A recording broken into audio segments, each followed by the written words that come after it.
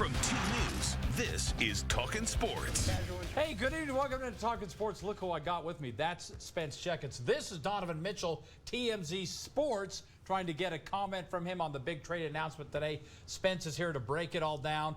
First, let's show you how it all shakes out. The Jazz sent Jay Crowder, Kyle Korver, Grayson Allen to the Grizzlies, along with tomorrow's first-round draft pick, which is 23, and a conditional first-rounder next year. Conley sent out a tweet today saying that he's excited to give all I have to the Jazz in Salt Lake City. A couple of hashtags there.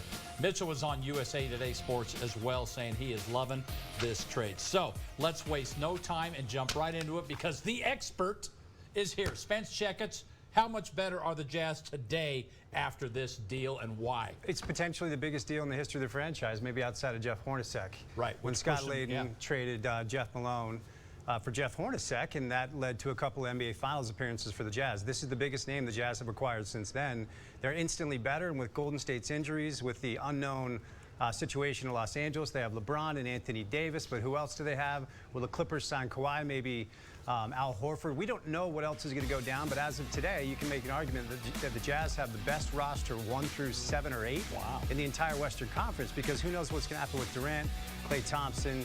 Obviously, Portland's in there, Denver's in there, but the move that Dennis Lindsey and Justin Zanuck made today makes the Jazz one of the 3 favorites in the Western Conference. I really believe that. What do you love about Conley as we look at him here? Everything.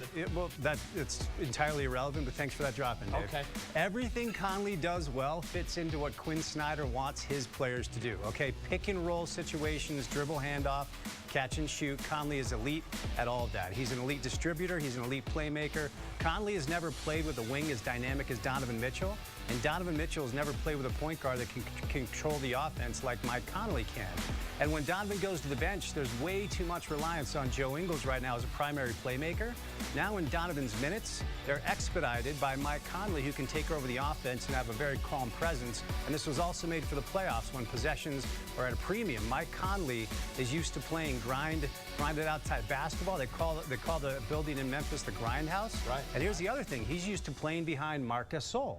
Okay, and Marc Gasol was the Defensive Player of the Year. Who do the Jazz have on their roster right now? Rudy Gobert. Rudy Gobert, who's won 2 straight Defensive Player of the Year awards. So defensively, he'll fit right into this scheme, both on offense and on defense. He's used to playing with a great center defensively, and he can facilitate and shoot and score in all different ways, and I'm sure Quinn Snyder's really excited right now. Let me give you a little tail of the tape. You're aware of this. Basically, Conley will be replacing Ricky Rubio. Here are some numbers. This is only a few, Spence. I know you've got a lot more. But one thing there, that points per game, scoring almost double what Ricky does. I wonder if that takes a little pressure off Donovan. Oh, absolutely. I mean, look, Donovan has a chance to be a 25 to 28 point scorer in this league.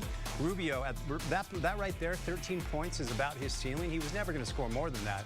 But it also goes a lot deeper. He's a much better catch and shoot player. He's a much better 3-point shoot player. He's a much better effective field goal percentage player. Like, when you dig deep into the analytics on these two, it's not just that Conley's a little bit better than Rubio. It's like he's twice the player. And Ricky is a good point guard. So, like, for instance, if the Jazz were playing against the Pacers and it was Darren Collison, Ricky could match up against Darren Collison. But as soon as that's Chris Paul or Steph Curry or Kyrie Irving, the Jazz are toast. Right. What Mike Conley can do is allow the Jazz to match up against elite point guards and compete against teams that have Damian Lillard. I mean, it seems like every team that competes right now has a really good point guard, and the Jazz were always good against second-tier guys or middle-tier guys. What Conley does is allow the Jazz to compete against upper-tier elite point guards, because that's what he is. Blessing and a curse. We'll get to the curse side of that a little bit later on here. Let's talk about, this is so important, especially for a pick-and-roll team, but you brought this up. You love the pick-and-roll efficiency of Mike Conley. Right, and we'll look at this chart here, and we'll credit the Ringer and Kevin O'Connor for posting this. Points per possession, that is extremely high, and as early as last year, 2018, 2019, he was in the 81 percentile, and during the elite years of his career, he was in the 92nd percentile. 1.01 points per possession in a pick and roll efficiency is nuts.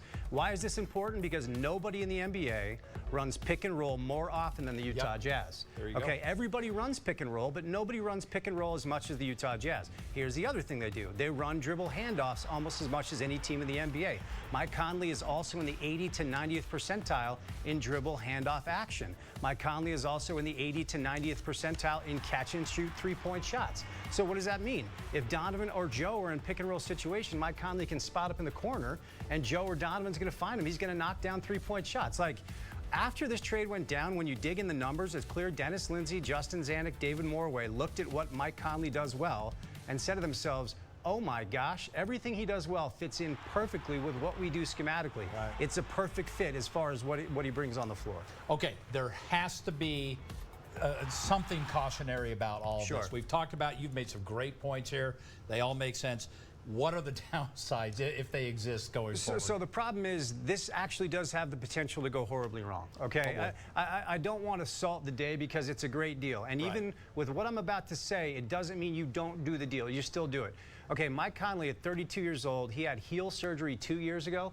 Number one, will he stay healthy at 32 years old? Because as you know, approaching your mid-60s, the injuries that used to keep you on the sideline for 2 weeks, Dave, now they keep you for a month or so. Yeah. Okay, so will he stay healthy? Number two, he's on the books next year. His contract's guaranteed. The year after that, he has what's called an ETO, or an early termination option, which means if he doesn't like it here, or if he wants to go sign somewhere else, in 1 year he can do that. This could be a one and done. Now, he could also opt out, and he could also re-sign with the Jazz because they have his bird rights. They can pay him more money and give him more years. But let's say he's always had a desire to play, I don't know, in New York or whatever. Right. In 1 year, he could have the ability to opt out of his contract and go sign wherever. Here's the other thing. I don't have a problem with what the Jazz gave up at all on the personnel side, but if the Jazz play the Lakers in the playoffs, who's going to guard LeBron James? Yeah, great point. You're alluding to Jay Crowder. That's why they made the move for Jay Crowder. Okay, so here's the situation. They still have what's called the mid-level exception. It's not the full mid-level exception, but it's the room exception, which is $4.7 million. Full mid-level is like 9.2. Room mid-level is 4.7. So they have a mechanism to bring in another piece, or they can make a difficult decision on Derek Favors before July 6th, take his 17.6 off the books, and go get somebody else. But right now, Conley, will he stay healthy? Will he want to leave? And also, ultimately, will it work out to the point where can you get another wing to match up against the big dominant wings that a lot of these teams have? That's why they made the Jay Crowder acquisition in the first place. There's a word out there that Memphis may not even keep Jay Crowder, so maybe he'll be a free agent again. Bring him back. Bring him on back. He'd actually fit in well here. Look, Jay's a good player. You got to give up something if you want to give something. That'd be crazy. And by the way, Conley, from what we've all heard, great guy. Yeah. Apparently pretty excited about coming to Utah. You know, no issues with him at all in the locker room or anywhere else. So no, when you talk to media members that have covered Mike Conley, they all say the same thing. He is a gentleman. He's the man. He's a gentleman as well. You can hear him on Reality Check. Great podcast. Wherever you get your podcast from, subscribe to Reality Check. And, of course, follow him, Spence Checketts, on Twitter. Thanks for coming in, brother. my friend. Always good to see you, man. More often. Blake, my man. Good to see Blake, too. Right there.